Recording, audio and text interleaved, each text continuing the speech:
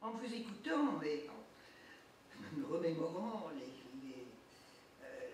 nombreux dossiers que j'ai pu voir concernant les politiques migratoires, il me semble que la première chose à faire, c'est d'essayer, surtout dans notre pays, surtout dans notre cher pays, de dédramatiser un certain nombre d'idées toutes faites, de préjugés qui conduisent à des absurdités et à des peurs totalement irraisonnées, excessives et dangereuses, en définitive. Par exemple, si on prend le problème des politiques migratoires sur le plan de la démographie, Pervenche Berès a fait allusion à ce discours prononcé en 2004 par Kofi Annan devant le Parlement européen. J'étais aussi dans l'hémicycle à écouter Kofi Annan. Et c'est vrai qu'on s'attendait à ce qu'il parle de politique étrangère à l'échelle mondiale, etc. Et tout son discours a été une interpellation à nous qui étions là, les députés européens, uniquement sur le problème des migrations. On ne s'attendait absolument pas à ça. C'était pas pour ça que vous avez reçu. Absolument. Absolument. Et il est venu nous dire, vous les Européens, ne vous trompez pas de priorité. Vous êtes une zone riche, qui a des tas de qualités, etc., mais vous avez un talon d'Achille, une faiblesse. C'est votre démographie. Et si vous continuez comme ça, vous le paierez très cher. Les immigrés, il est tout à fait au courant, vous en avez peur, vous fermez les frontières, vous essayez de vous protéger, le flux migratoire, etc. Mais les immigrés, vous en avez besoin. Sur le plan économique, on dit il y a du chômage, donc on ferme la porte aux immigrés parce qu'ils nous prennent les peu d'emplois, le petit nombre d'emplois dont nous disposons, que nous devons réserver à nos ressortissants d'origine. Mais d'abord, ce n'est pas terme à terme, ce n'est pas parce qu'il y a des emplois vacants que nos chômeurs vont se précipiter ou sont formés pour ces emplois vacants. Donc ça n'est pas terme à terme, ça ne marche pas du tout comme ça. Et par ailleurs,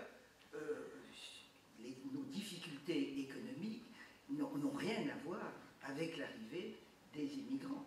Absolument pas. Et au contraire, s'ils arrivent, c'est souvent des consommateurs dont nous avons besoin, et en réalité, considérer que leur présence est une charge, toutes les études montrent qu'en réalité, ils apportent de la richesse, des consommateurs, une force de travail dont nous avons besoin pour augmenter notre croissance et notre compétitivité. Donc les arguments sur le plan économique sont également pas du tout fondés, malgré les apparences.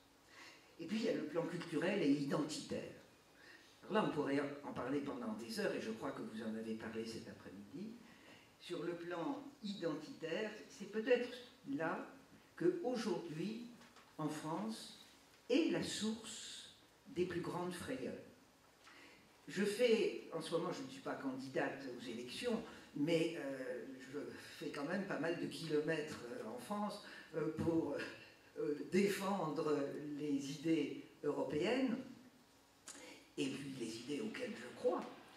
Je suis frappée de voir la crainte de beaucoup de gens, notamment dans les zones les plus reculées de notre territoire, qui ont peur de perdre leur identité, leur histoire, leurs racines religieuses, etc. Et c'est extrêmement dangereux. Extrêmement dangereux parce que là, c'est une frayeur tout aussi irrationnelle que les autres frayeurs, mais qui touche à ce que les gens ont du mal à exprimer, c'est-à-dire leur personnalité profonde, celle qu'ils ont héritée de leurs ancêtres, de leurs parents, et qu'ils veulent transmettre à leurs enfants. On est là sur un domaine qui est encore plus passionnel que le domaine économique.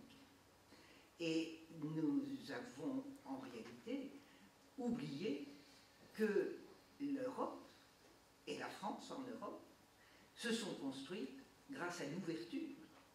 L'esprit européen, l'histoire de l'Europe, la culture européenne, la civilisation européenne, tout cela est le résultat d'un esprit d'ouverture, et depuis 3000 ans au moins. Ce n'est pas la fermeture, ce n'est pas du tout des identités qui se sont développées à l'intérieur de frontières étanches, c'est tout le contraire.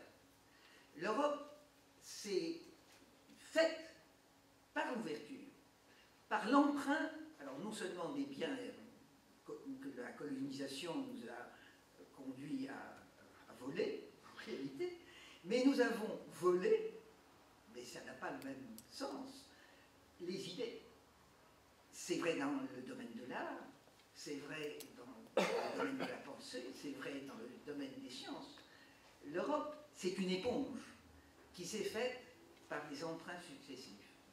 Vouloir continuer l'Europe à l'intérieur d'une forteresse, c'est tuer l'Europe. C'est être contraire, absolument contraire, à toute l'histoire de la pensée européenne et de la réalité européenne. En tout cas, c'est ma conviction.